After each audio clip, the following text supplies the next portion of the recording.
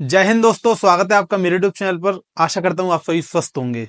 तो आज हम बात करने वाले हैं आरपीएफ कांस्टेबल के बारे में कि उसका एग्जाम कब है और क्या उसके लिए हो सकता है सेफ स्कोर, मतलब आप कितने क्वेश्चंस अटेम्प्ट करके आ सकते हैं कि जिससे कि आपका सिलेक्शन हो सके। तो चलिए शुरू करते हैं अपना वीडियो। तो यहाँ पे हमारा सबसे पहला क्वेश्चन यही बनता है कि जो हमारे आरपीएफ कांस्टेबल का एग्जाम था वो हमारा फरवरी में होना था।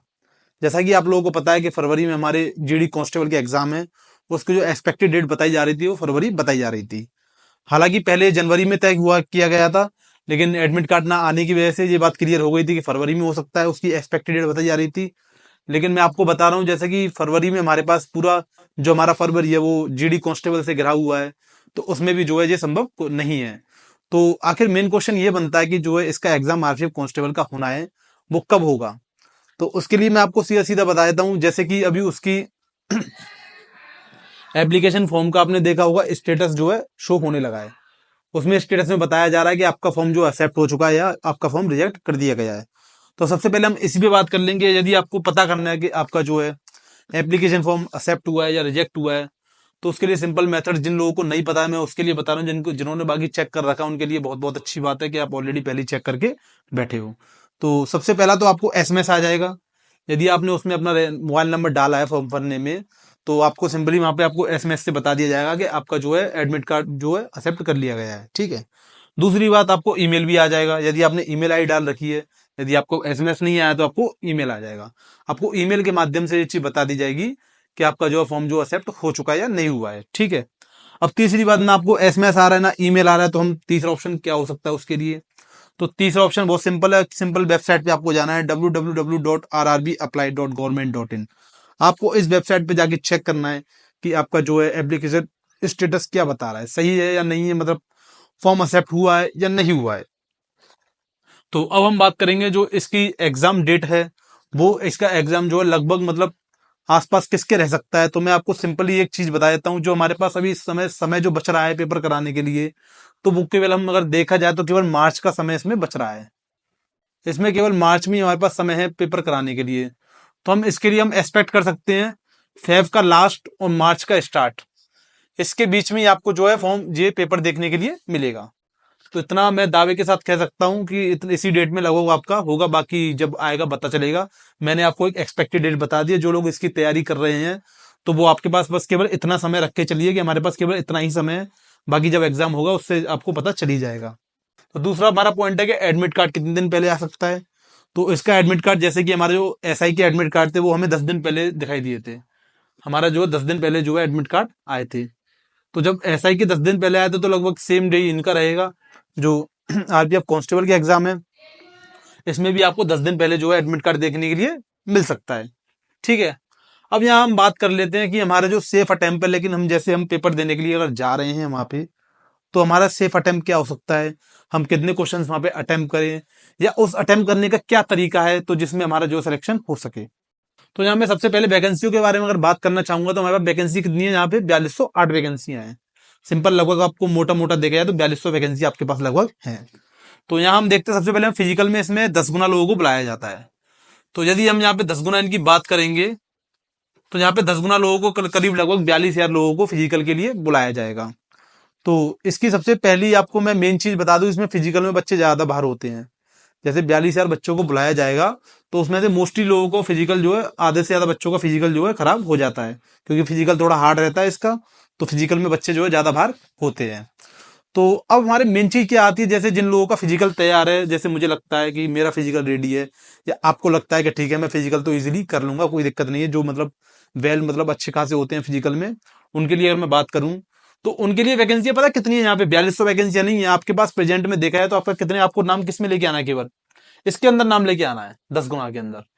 तो मतलब आपकी जो है आपका नाम 42,000 के अंदर आना चाहिए। यदि आपका फिजिकल अच्छा है तो आपका नाम, आपको क्या चाहते हो, आपको बस ये कोशिश करनी है कैसे भी कि मेरा नाम जो है 42,000 के अंदर आ जाए। ठीक है। यदि आपका फिजिकल अच्छा है तो इजीली आप 42,000 को क्लियर करके आप यहाँ पे भी अपना नाम लेके आ सकते हैं इसके अंदर। 4200 वैकेंसी में नाम आ ही जाएगा। जब आपका 42,000 में आ जाएगा, आपका फिजिकल अच्छा हुआ, आपको पता है कि मैं फिजिकल अपना क्लियर कर लूंगा, तो आपका जो नाम यहाँ पे 4200 में देखने के लिए बिल्कुल मिलेगा। ठीक है।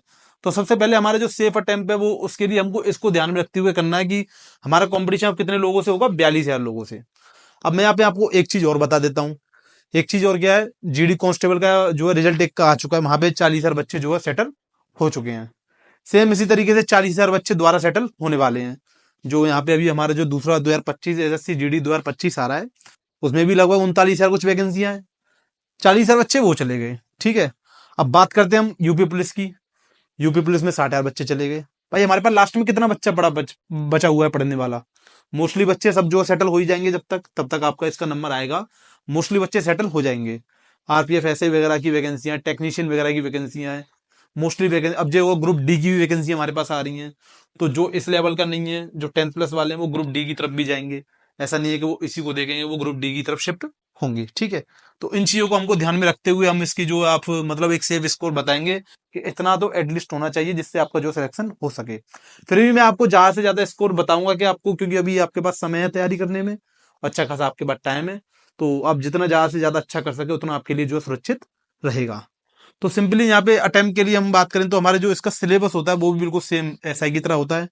आप में से काफी लोगों ने एसआई का भी एग्जाम दिया होगा, आपने देखा होगा जो एसआई का लेवल आया है वो किस तरीके का लेवल आया है। एसआई से थोड़ी नीची वैकेंसी है ये, तो एसआई से थोड़ा कम ही इसका जो है लेवल रहेगा। जो एसआई का लेवल था उससे थोड़ा कम इसका लेवल रहने वाला है। तो इसमें सिंपल रीजनिंग, मैथ और तुम्हारा जीके जीएस, इसमें भी ये 3 सब्जेक्ट होते हैं। सिंपल आपको पता ही है, 35 और 50, तो ये भी कुल मिला के जो 120 मार्क्स का ही होता है, ठीक है। इसमें भी नेगेटिव मार्किंग होती है, जो सेम एसआई का पैटर्न है वही सेम पैटर्न इसका रहता है। क्यों रहता है? क्योंकि क्योंकि एसआई से थोड़ी छोटी वैकेंसी है, ये कांस्टेबल है वो ऐसा ही है, उसमें केवल एक पेपर का जो लेवल का फर्क पड़ जाता है, बाकी जो बाकी सारी चीजें सेम रहती हैं।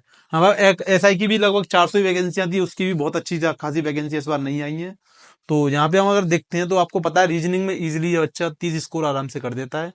यहीं अगर हम मैथ की बात करें तो मैथ में भी अगर आप मतलब वीक भी आप एक एवरेज अटेम्प्ट मान ले, एवरेज से मतलब प्लस मान ले, तो मोस्टली आपके कम से कम 28 क्वेश्चन तो इजीली सही हो ही जाएंगे।